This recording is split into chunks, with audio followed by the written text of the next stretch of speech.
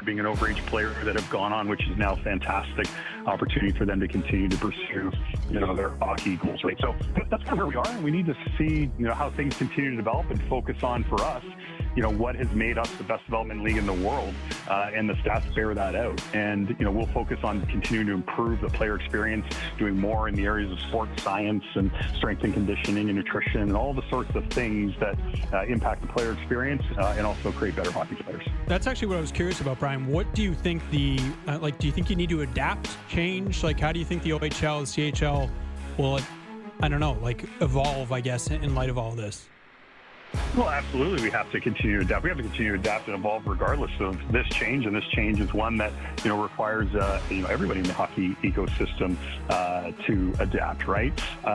Now being able to say, we'll truly have all the best 16, 17, 18-year-old players that are available in playing hockey. And the reality is we need to make sure that we're doing the right things so that they continue with us as 18 and 19-year-olds, continue to develop, that we provide all of the sorts of tools that are necessary to ensure that a player can reach their development goals, right? And so if we're not doing those things, then we are going to fall behind. We are going to be left behind. We're just, comfortable with sitting on, hey, we've had the most number of draft choices, the majority of the players in the NHL, those sorts of things. Well, that's not always going to be the case. And certainly, we're competitive and want to continue to make sure that we maintain the pole position. With Brian Crawford, the commissioner of the OHL. And, that's a point that I hadn't thought of, the idea that I remember when I was coming up, there were great players that wouldn't play in the OHL. I wasn't one of them, but they wanted to keep, their options alive. I think of a guy like Mike Camilleri. Cammy went to Michigan. He clearly would have been in the OHL at 16. He would have gone first overall. Played at 16, played at 17. Maybe he goes, to Michigan after that, based on where we currently stand. But in terms of this provision that was reported on last week, and I don't know if it's 100% confirmed from the league, but it sounds as if the NHL and the NHLPA have brokered a deal here where each NHL team, so 32 current teams, will be afforded or allowed one 19-year-old CHL player to play in the American Hockey League.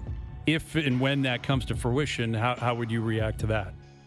Yeah, so first of all, not accurate. Okay. So there is a provision right now in the agreement between the NHL and the NHLPA, and then, of course, ourselves, the CHL and the NHL, that does allow the 19-year-old players to play, a fixed number of games in the AHL, but does require them to go back to junior hockey. Okay. So in this current round of negotiations with the collective bargaining with the NHL and the NHLPA, they've agreed to open that provision and look at what that might look like going forward, and whether providing teams and general managers the leeway to do something like that is in the best interest of the league, in the best interest of the development environment.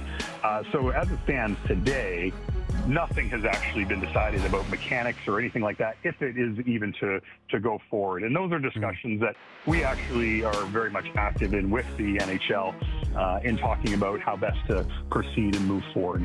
We would certainly contend that the AHL is not the best environment for a 19-year-old. Very, very few 19-year-olds, in fact. It's not just about scoring 100 points in the OHL that decides, kind of whether that person should be moving on or not. You think about a 19-year-old, think about Easton Cowan coming back to the Knights this year. He's the man, right? He's the man. He's the man on the ice. He's the man off the ice, in the dressing room, all around media, all those sorts of things, the leadership qualities, all the pieces that make for a great NHL or a great prospective NHL hockey player that they can gather. The AHL is a man's league, right? There are men trying to make the NHL. And, we certainly contend that the environment in the CHL is much better suited. And it is also not just about that player, but it's also about developing all of the future players so that next year's draft, the year after that, all are quality drafts, because those players have been playing against elite players as well. With Brian Crawford, the commissioner of the OHL. And when I'm curious about this, because, there's 3 leagues, 3 commissioners. London obviously just won the Memorial Cup. In your rookie season as the commissioner, what was that experience like for you? And how do the 3 commissioners kind of handle the battle once you get to the finish line? Well, that's the interesting thing. All 3 commissioners are relatively new, really, within 2 years. Mario Cecchini being the most veteran of the group, Dan Neer, and then myself. So all relatively new in our positions from different backgrounds, quite diverse from really the commissioners that were previously in the role. So the three of us, along with Dan McKenzie, the president of the CHL, work together, extremely well, extremely closely, on a almost daily sometimes, but certainly weekly basis on all the matters related to the CHL and our respective leagues. And of course, there's the competitive spirit. I wanted the OHL to be hoisting the Memorial Cup at the end of all of it. And, yep. We might have sat next to each other to watch the game, and we're definitely jabbing each other a little bit here and there. So, it's a great collegial environment. We are kind of lockstep in making sure that the CHL, is the best league in the world and continues to grow and expand and go in new directions that, make it an even better product for the fans and the communities that, we're lucky to be in. Yeah, I love hearing that. I love the OHL. I love the CHL. I think I speak for Canadians from coast to coast. I'm not telling you anything you don't know, Brian, but I appreciate your insight as always. And enjoy the rest of the summer. We'll do it again in the fall. Thank you for this. Yeah, thanks, guys. Appreciate it. There he is, Brian Crawford, commissioner of the OHL.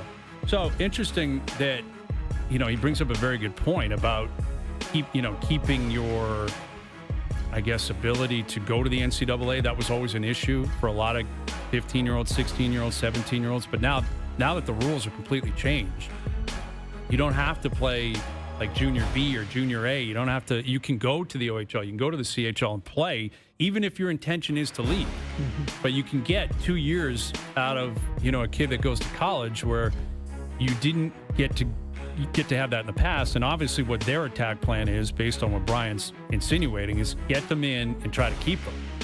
But, we'll see what happens with the NHL stuff if they open the door for a 19-year-old to play. I like that rule, I got to be honest. To what? Allow them to go play in the American League? Yeah, because every year at training camp, just covering the Leafs, there's always one, not always, but there's usually one player who is shouldn't really be going back to junior. He's probably too good for junior, but he's clearly not good enough for the NHL. And it's well, what do you do with him? Cowan was a great example last year. It's he had this unbelievable year 2 seasons ago, and then he comes to camp and it's he's not ready. It's very clear he's not ready.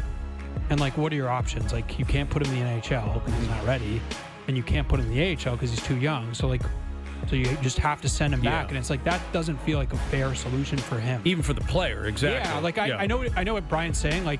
Every league has he's representing the Ontario Hockey League, which he should. That's his 100%. job. But yeah, I mean, and I hear you. And what I think, what'll be interesting from a PA standpoint is if that player's playing in the American League, is his pro contract starting? Is his entry level officially starting, even though he's playing the American League? I would think no. But if that's the case, then there's no, we're just going to start him in the American League and then bring him up. The thing is about going back to junior, you're in junior. There's no calling you back up. What if you keep a 19-year-old, plays in the American League through 30 games, you're he's ready for the NHL?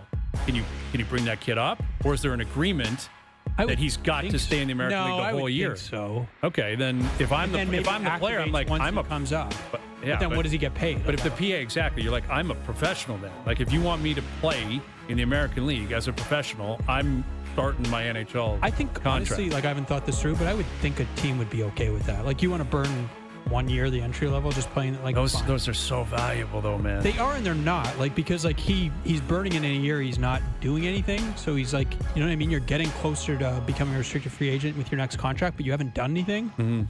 It's almost, so in terms of him building up his value and what case he's going to make. Exactly. I don't. Yeah. I guess you could spin it either way. Sure. But it's just a fascinating time. And he brings up a good point. The exceptional players are going to have the opportunity to go down there. But he said there's 2 players in the O.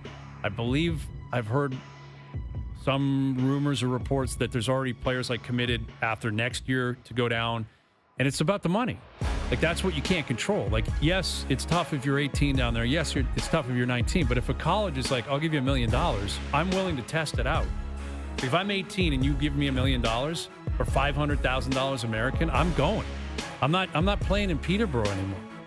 this may be a dumb question. I don't know anything about this. Could they pay players here? Like, could junior teams pay players? Do they not make enough money? Well, you get paid, but it's like nothing. You get paid like I used to get $150 a week. No, but like, could you play a player $100,000? That gets dicey because then I don't know. I don't think so. I mean, then I guess ostensibly you could technically open the books to do anything, but then are the players unionized?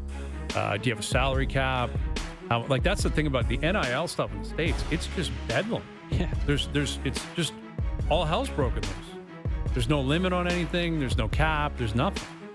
All right, Steve Phillips in about 15 minutes. Overdrive continues. TSN 1050 and on TSN 2.